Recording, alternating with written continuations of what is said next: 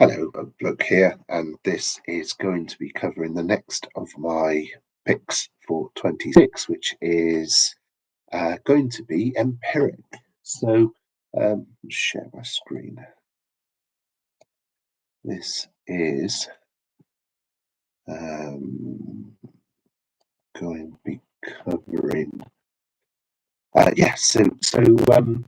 So the article, you're the first to see this because this is going to be going out on my Substack, which is theoakbloke.substack.com.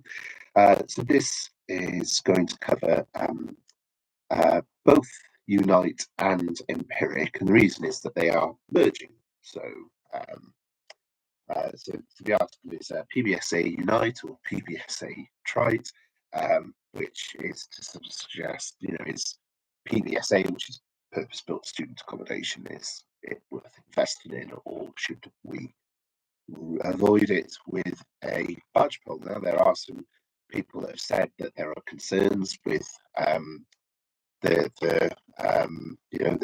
it don't go near, difficult to forecast, question mark over valuations, there's an oversupply in the sector, very cautious, there's a new tax coming in of 925, 950, 1000, there's different numbers quoted, but the actual number is 925. And it will drive, it'll be a headwind and deter a lot of students. So very negative backdrop to this. If you go and search for YouTube videos about Unite or about Empiric, there's not really anybody saying something positive. Well, now there is me. So look, why? Well, let's first of all consider the bear case. Let's consider these question marks. So question mark over valuations. Okay.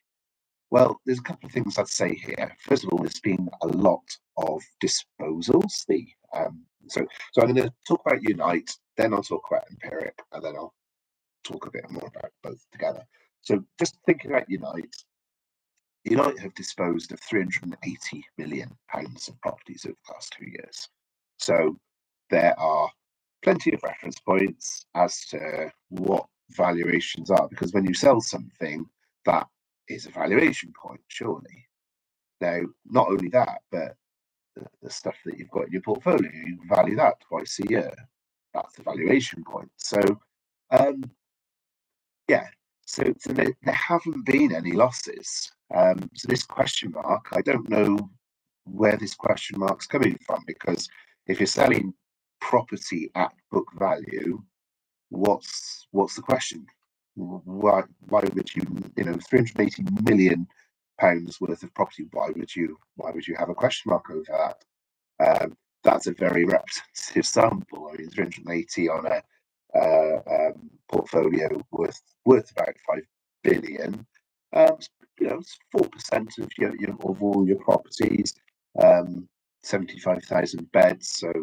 So you're talking like 3,000 beds worth of property. That's quite a lot of beds. That's quite a few skyscrapers. So, yeah, I mean, it is true to say that in the latest results, there's a slightly lower result, which was 1% below book value, blended yield 1%, about 1% below the December book value. But even that, I mean, 1%. The stock is at 38% below its book value, arguably more, but it's such a substantial discount to its market price. Of course, you could then say, well, what about the the remaining property? Are they selling off all the good stuff, and it's just the rubbish that's left over? Well, I considered that, because that's what I would think. But no, each year they're recording capital growth. The valuation of these properties is going up, capital growth. So if it was going down, yes, you could say, well, yes, there's rubbish.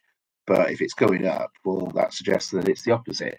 And anyway, in any case, they do say that they are selling off non-core. They're selling off properties in locations with poor occupancy levels. So lots of reasons to think that this question mark is yeah, there is no, well, there's a question mark to the question mark, should we say. The auditor for Unite is Deloitte. It's an external valuer that carries out valuations according to the RICS professional standards. So unless we're saying that they're all in cahoots and there's a big conspiracy, I just don't see the thing about this a question mark at all. Oversupply of the sector.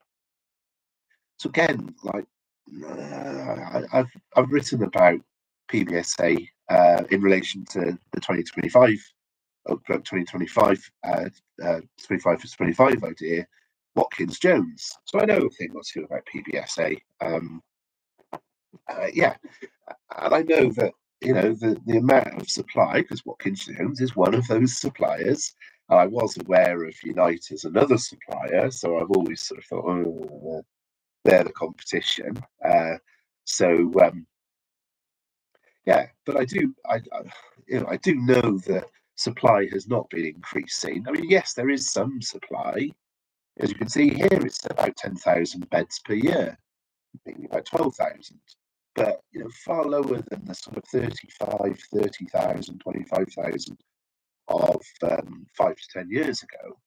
Far lower, half as much. And that's the supply. Meanwhile, the demand has hit 500,000. So obviously the scale's quite different, but if you consider that's 400, that's 500.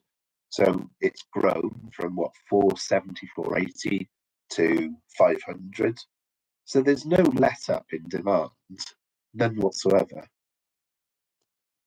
It gets even deeper because, of course, again, why would there be increases to rents if there was a problem with oversupply? Like, you would not see increases to rents. You'd see decreases in rents. You'd see falling rents or frozen rents, because you wouldn't be able to charge more for something where there's just too much of it. At least I don't think you would, or at least not without compromising your occupancy levels massively. But have they compromised their occupancy levels? It is true at the half year, at the 1H25 results, that they were at 89%, whereas the year before they were at 95%, so they're trailing by 6%. And that was at UTG. If we went over to Empiric was trailing by 6% as well, so 88 versus 94. But yeah, when you look at the sort of the 5-year track record for UTG, 94, 99, 99.8, 97.5. So at the half year, so this isn't sort of at the start of the academic year, there's still time to go. This is June, and the academic year starts at the end of September. Another 3-4 months to go. They were at these levels, and I suppose you could say, well, compared to where they got to the year before, when they were at 6 points higher, 6 points behind, you'd expect them to end up at about 92, 6 points behind that number there. Well, they didn't. They got to 95, 95.2. So actually, that's a 3.2% outperformance compared to where they were at the half year. So again, to me, there's very little evidence. Well, in fact, there's no evidence of oversupply. There's plenty of evidence of demand outstripping supply, and it's further compounded by the fact that there's no oversupply in the UK. If we say the UK market, there's no oversupply at all. But if you get down into the microcosm of a particular town, because at the end of the day, if you're in university in Sheffield, I mean, you're not going to go and get accommodation in Exeter. I mean, not if you've got any sense, anyway. So I guess you've got local markets as well. So the lower occupancy in the current year was very focused into just 5 different locations. These 5 locations are locations where Unite are exiting out of the market. They managed to exit out 380 million over the last 2 years. They're planning to exit out a few hundred million more per year in the next few years.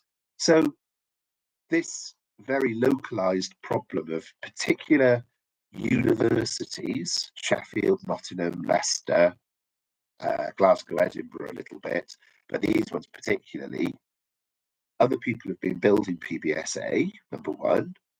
The universities themselves have gone down in the rankings, so they're attracting fewer people, because at the end of the day, if you're not on the top 100 list, you're not going to get as many people. If your name's not down, you're not coming in, so to speak. It's not just nightclubs, it's universities as well, because people will chase after the gold standard, the Oxbridge, and then below that is the top 10, below that. So if you've got accommodation in these very attractive locations, as in attractive for universities, Bath, one of the best universities outside Oxbridge, Loughborough, one of the best universities of sports science in the UK, full stop, Durham, massive quality university for English and for the arts. I am sort of stretching my knowledge of universities. Southampton, they're engineering, I think. Oxford's Oxford. It doesn't need any Manchester media. There's a lot going on in Manchester. Portsmouth, not sure. Cardiff, medicine. Newcastle, not sure either. But yeah, you get the idea that these places, look at them, 100%, 100%, 100%. And the green blobs is where they were a year ago. So this one's higher, this one's higher, this one's higher, this one's higher, this one's higher. So again, there's no evidence really, apart from these very localized areas where United are exiting out anyway. So this idea that there's oversupply is just not the case. It's a very superficial reading of the evidence to say that it is.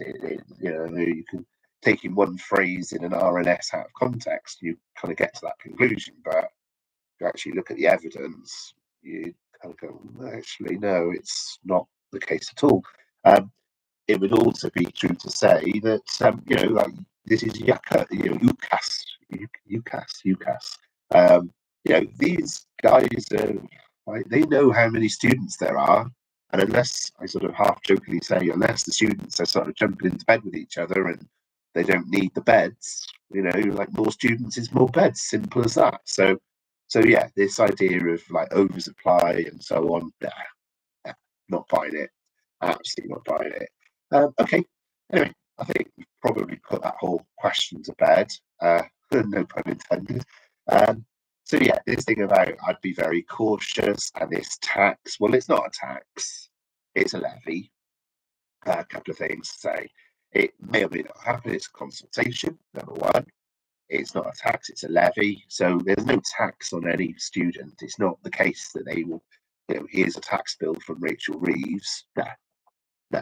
There's a levy on universities, and well, you could look at it two ways. Yes, on one hand, it might be that because there's a tax and it reduces their income, that universities will reduce the number of international students. But I don't think so.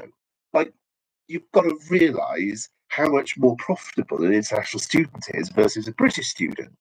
Like, massively more profitable, massively.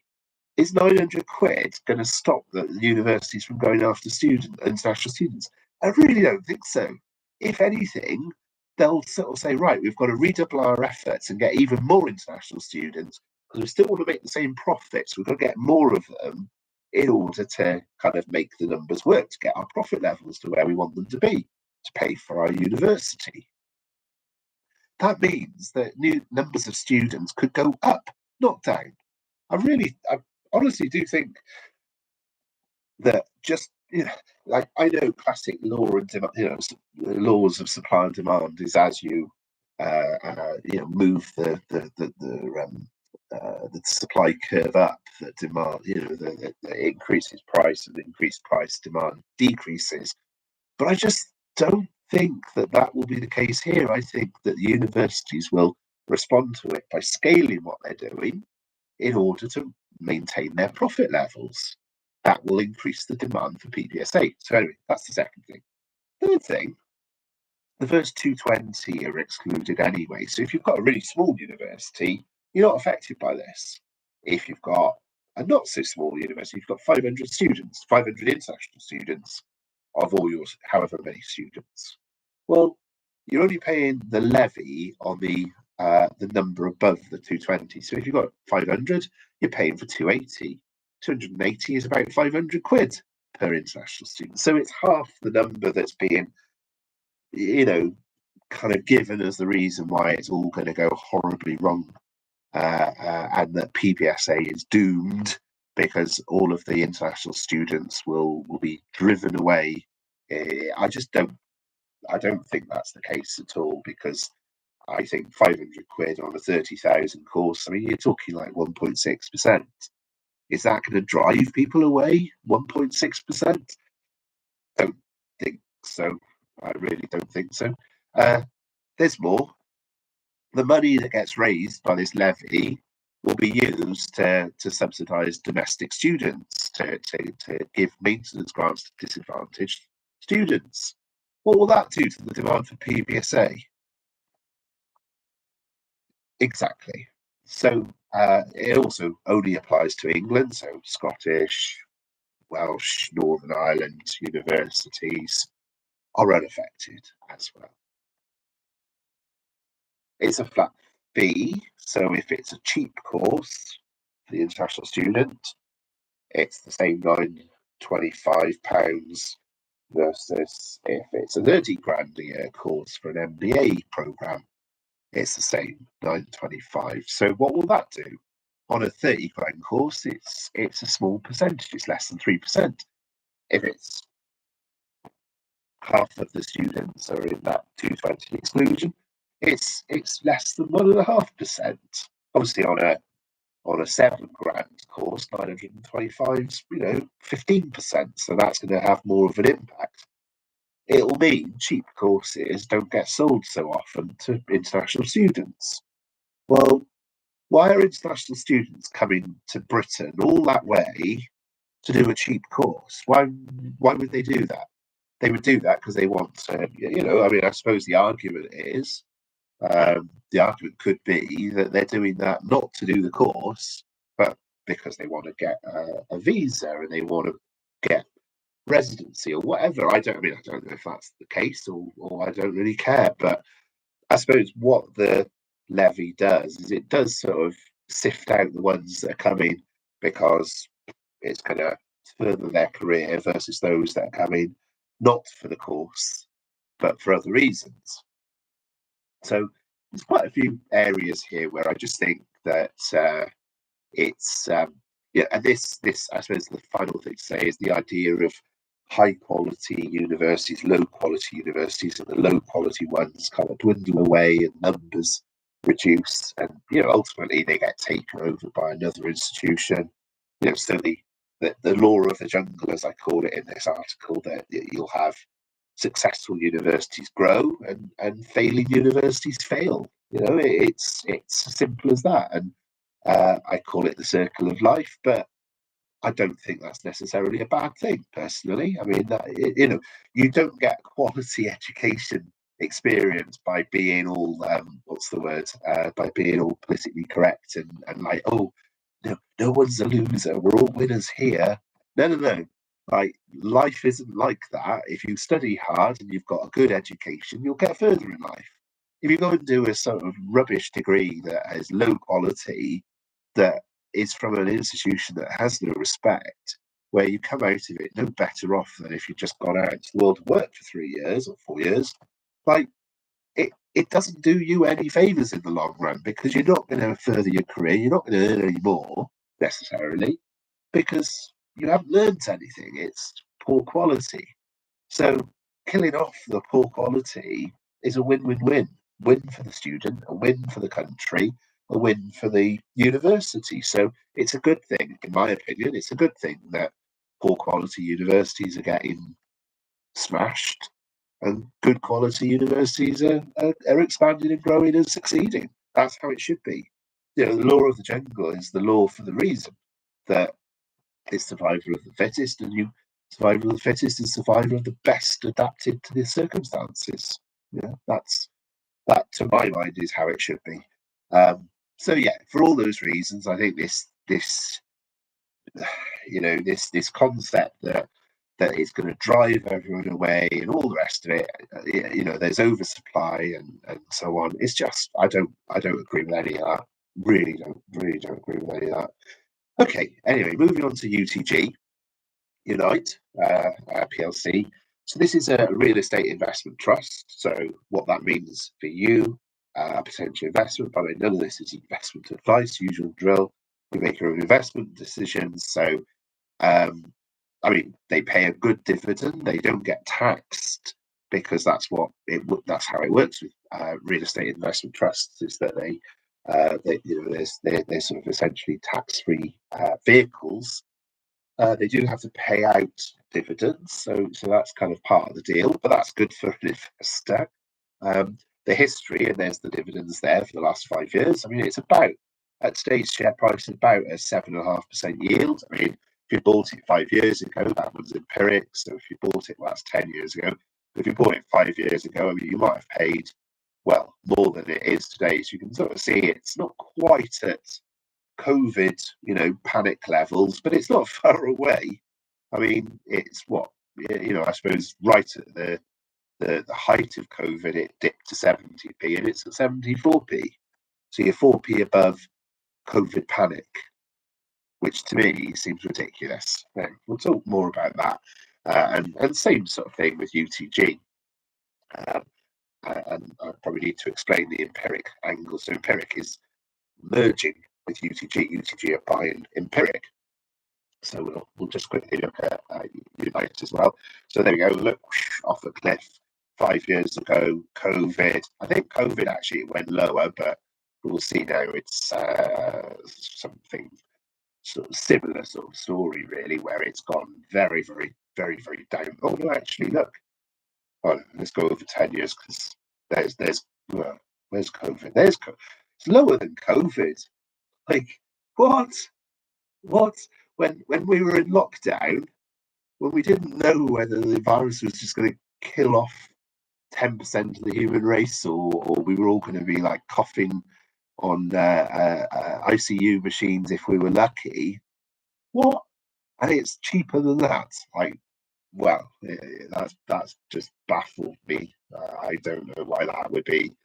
Why would that would be what 800p there and then 500 today? Anyway, well, let's kind of work out why that, in my opinion, is quite shocking. Okay, let's get into it. So 7.5% dividend. Now, is that dividend hollowing out the company? Well, no. I sort of showed you earlier on that there's capital returns of about 4% a year. So that kind of gets you to about 11% a year, which is pretty good, I think.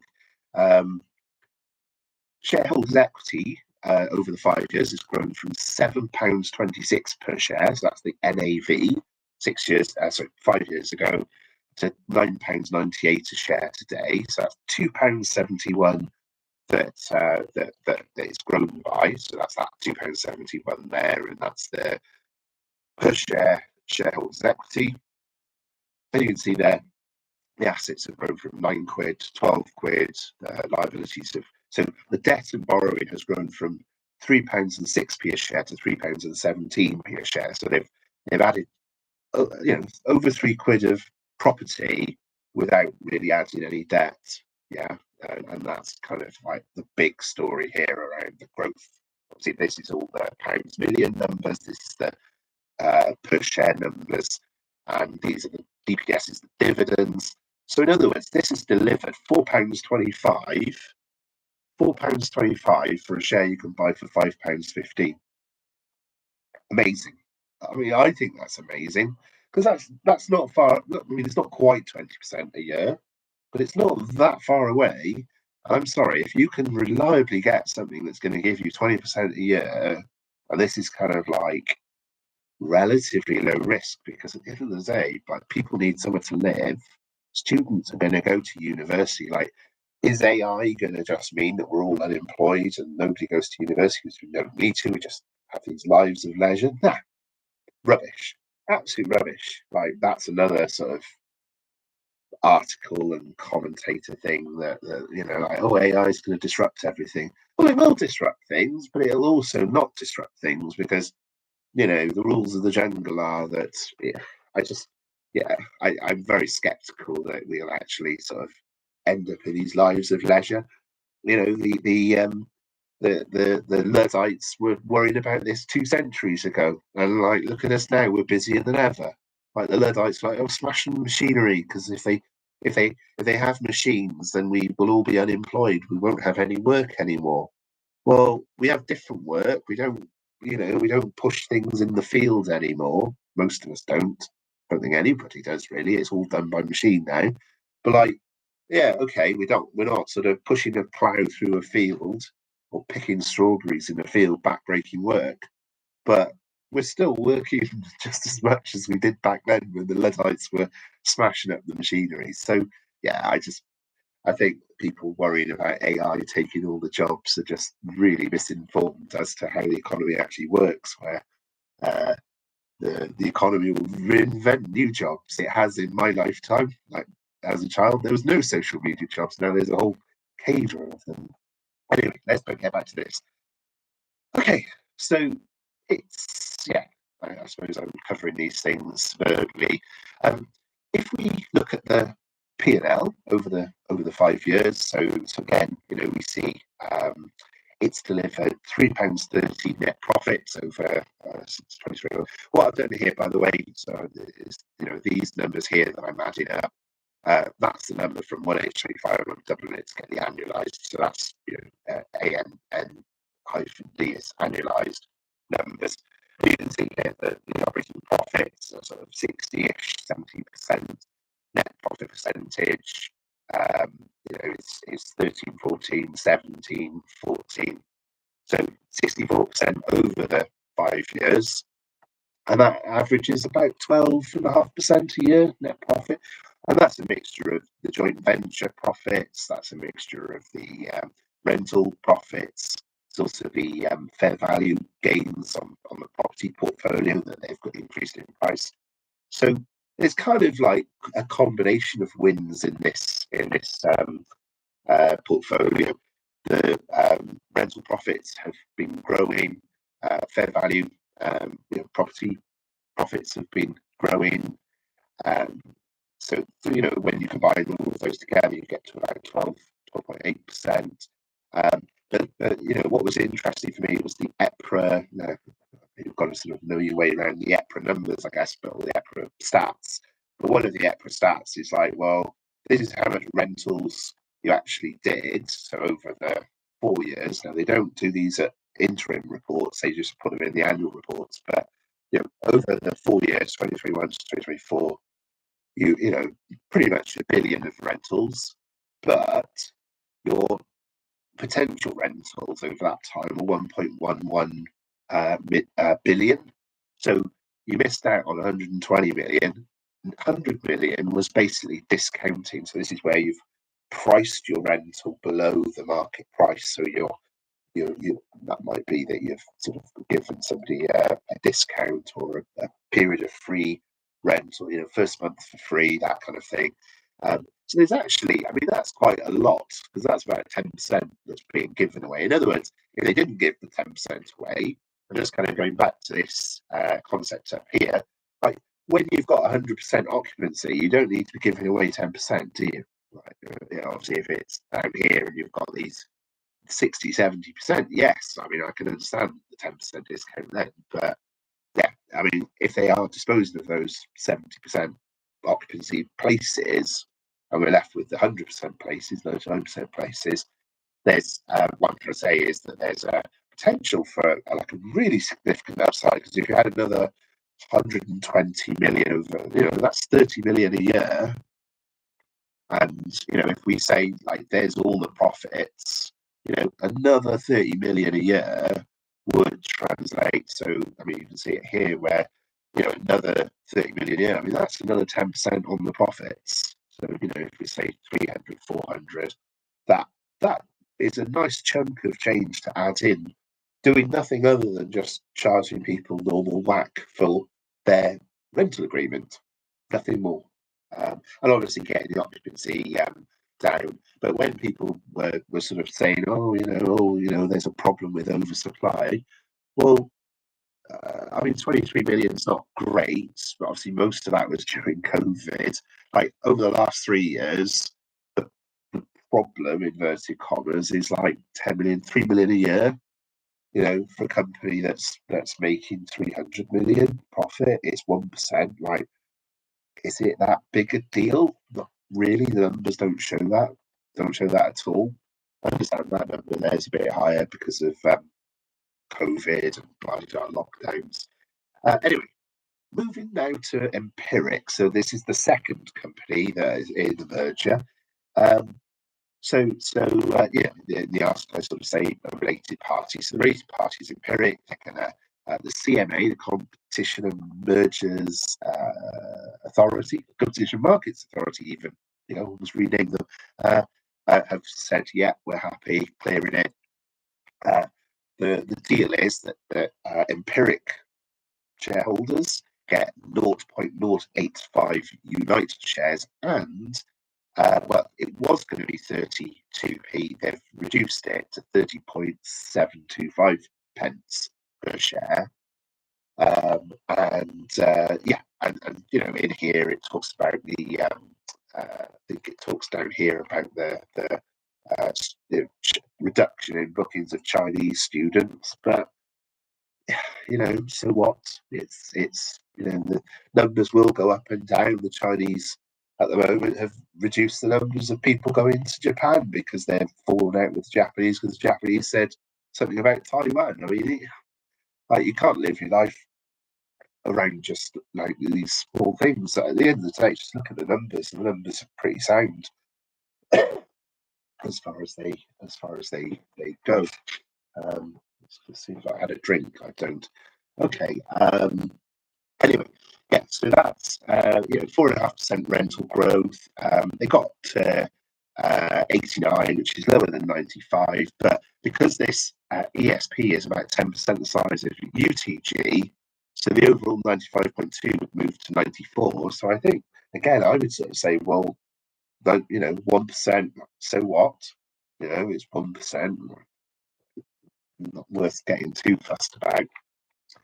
I think the thing that I really like about this merger is that UTG is always focused on first-year students, halls of resident, first year. Empiric have always focused on what they call the returners. Now, I didn't know what a returner was, but apparently if you go to university in year one, you're obviously a first-year student. What I would have called a second year or third year student is a returner. You've returned for a second or a third year. Who knew? Anyway, that's what they call them.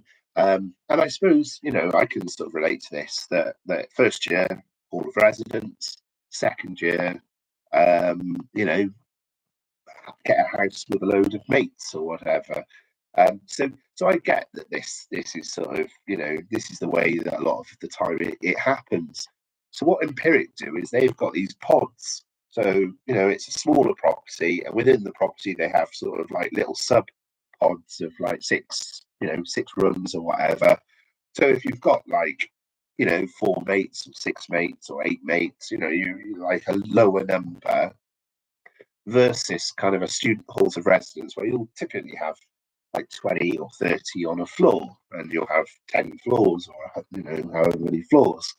So the experience is very different. That in an Empiric property, they're smaller, they're more intimate, you can sort of go there with all your mates and all of that. So it's all kind of, so I kind of call this actually I'll come on to what I call it in a second, just to say as well that a lot of people will go to a house of multiple occupancy, but what I say in this article is, well, there's lots of reasons to, even though there's far more HMOs than PBSAs. PBSAs are about 700,000. These are about 1 million. So there's 50% more HMOs than there are PBSAs. But I don't think that number, this number, I don't think will remain as high as this. And the reason I say that is that you've got income tax for MTD, MTD for income tax, even it's probably that way around. You've got, and that's just 4 months away. I mean, that is just like no software is really ready for that. It's going to be complete chaos, and you're going to have to do every 3 months. You're going to have to do a return. You're going to have to use software to do that return. I mean, it's another headache for HMO landlords, and it's just one of many headaches. You've got the all manner of red tape and compliance, and local authorities are a nightmare from the people I know who have got HMOs. That they absolutely they say it's the worst thing I ever did. I sort of laugh and say, oh, I sort of click a button and I've got what you've got, but I'm buying it at 40% discount. And getting the dividend, and well, I won't tell you what they tell me, but it's not polite. But it's true. I mean, like, why be a landlord when you can own shares in a landlord company, which is pretty much what this is? Yeah, and I sort of make a little bit of a joke about the sort of homes under the hammer people. As soon as they learn that one of the people on their show is planning to do a HMO, they kind of, are you sure? Do you know what you're letting yourself in for? Yeah, so yeah, I just think, and then you've got the renters' rights bill, which just is a whole nother level of nightmares for HMO operators. So there's lots of reasons to think that the number of HMO properties is going to drop, and by quite a lot, I think, because who would do it? I mean, the only thing to say is that obviously rents are going to go up because, who will do it? People are exiting, but then others are kind of going, well, hang on a minute. If 20% of the HMOs disappear, I'll be able to charge much higher rents. So actually, this is really profitable. So I'm going to do more of this. So you've got people increasing, people decreasing. But this is an opportunity. This is kind of a big part of my thinking is that the rents are going to go through the roof in the next years because they have to. Because what else is going to happen?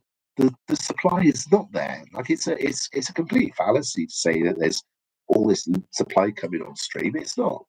I've seen what's getting built, and it's not anything substantial at all. There's trickles, but nothing substantial. And I think once the HMO market starts coming to bits, and it already is, that is another form of demand. Because, as I say, I mean that if there weren't as many HMOs, then there would be far more demand for PBSA. Simple as. Okay, I think I've made my point there. So I sort of, essentially, it's a huge opportunity. Is how I see it. Okay, look, they say that they're going to achieve 14 million a year synergies. So, this is my little analogy. So hopefully you like this. Unite and Empiric coming together. It's like a breakfast diner combining with an evening restaurant that does lunches, or I don't know, one of them does lunches. So basically, if you combine them together, you get to sort of offer people 3 meals a day. And that's kind of the strategy. 3 meals a day rather than focusing on just being like the breakfast guys or the dinner guys, who's going to do it all. There's a bit more to it that they can kind of use each other's systems. They can convert some of the United properties to kind of do the Empiric model, we'll sort of remodel them and do little pods of 6 and stuff like that. We'll use our agent networks, we'll use our software platforms. So it's all good stuff, and they reckon 14 million a year. I mean, there's a couple of stats here where Unite is sort of 66% high ranked universities, 24% medium, and then 10% low. Empiric, on the other hand, 81% high ranked, 16% medium rank 3% low. I mean, that is another reason that United are sort of eyeing it up and saying, wow, actually, that's really attractive for us. It's also the case that if you can hand off, like year one, they stay in a United place, year two, hey, why don't you come and stay in our sister place, Empiric, year two, year three, like you get the customer for life, so it's not just about breakfast, serve them breakfast, serve them lunch, serve them dinner, but it's serve them for 3 years longer if they're going to do a postgraduate. Empiric has also got really good levels of customer satisfaction, all good stuff, solid stuff there. There's kind of stats around their average building size, so much smaller than the United buildings on average. 20% discount to replacement cost, which I actually sort of calculated the discount was far higher, but they're saying 20%. These are the numbers for Empiric, so kind of similar to Unite. That on average they've generated profits of 7p per year. This is on the 74p per share Empiric. Their net profit percentage, is really solid. The rental margin as well, so 39.48, not as high as Unite, but that's kind of where the synergy kicks in. So yeah, 7p, and you can sort of see here gains and losses, 4p of fair value gains on average per year over 5 years. So yeah, some good numbers there. So once again, they've grown their shareholders' equity, they've grown their portfolio of assets from 162 to 187. Liabilities to 65p, so debt of 65p a share.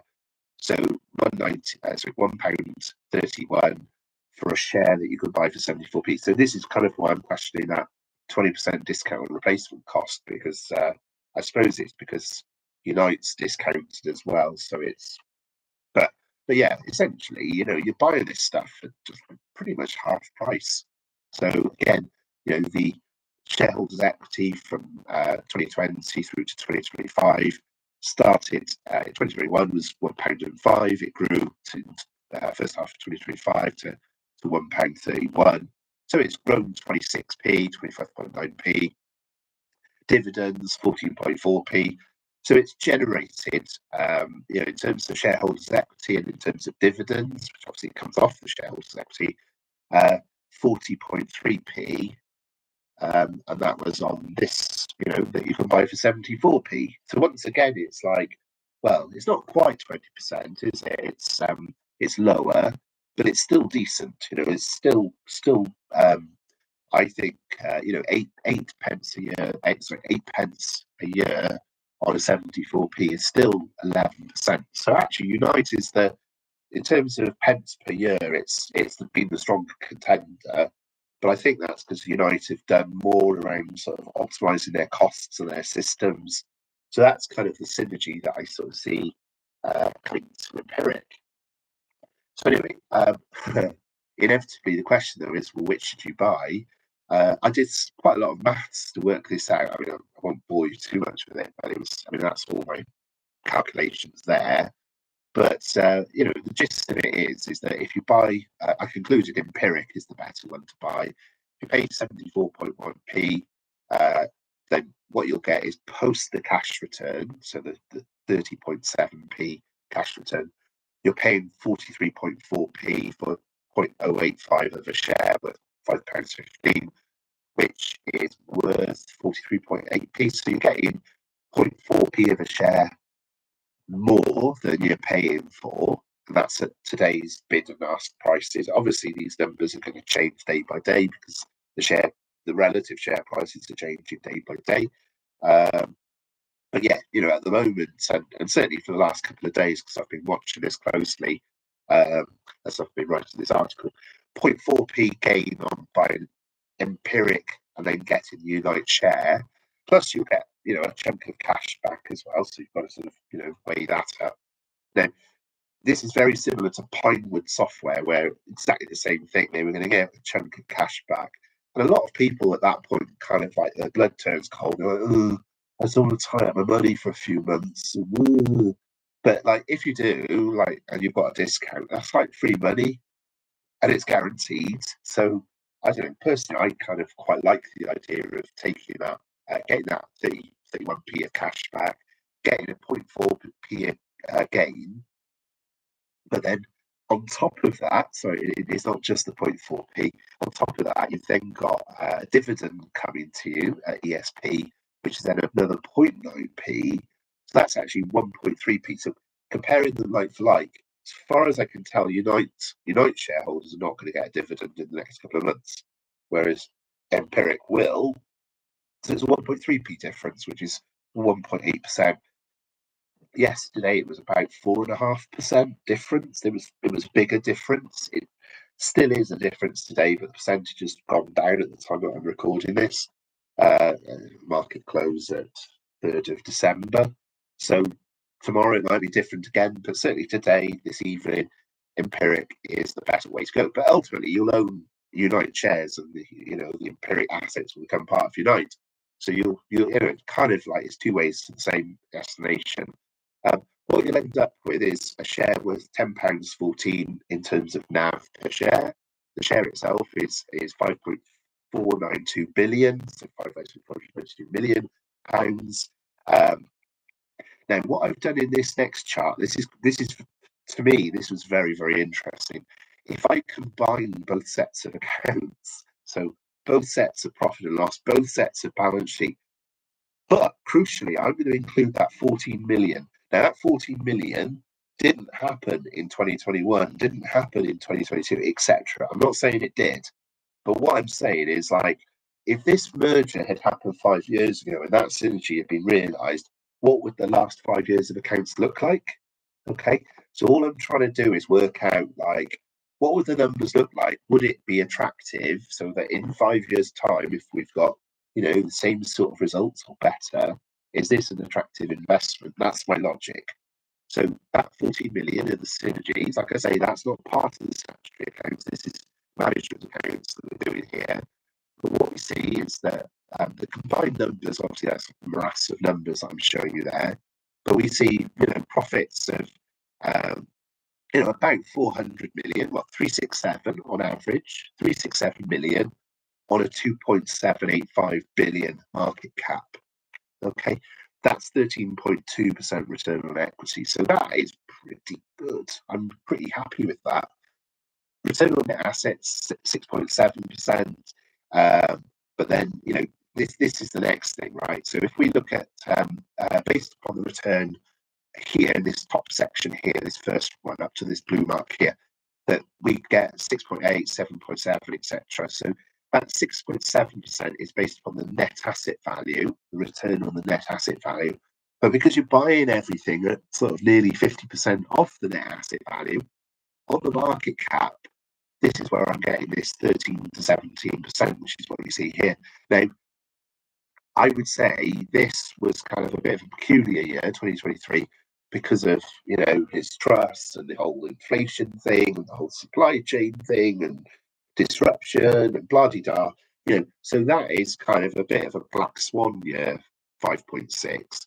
I mean, if you took the average of the remaining four, I know that's selective whatevers, but like if you did, I mean, you're well into like 14, 15%. So this sort of 13 to 17 is kind of where I'm getting that juicier number from. And like, is there any reason to think that this 2023 will happen again? I mean, it could, but equally, you could see these kinds of returns over the next couple of years. And if you do, I mean, that is a very attractive return as far as I'm concerned. Obviously, no corporation tax on any of that.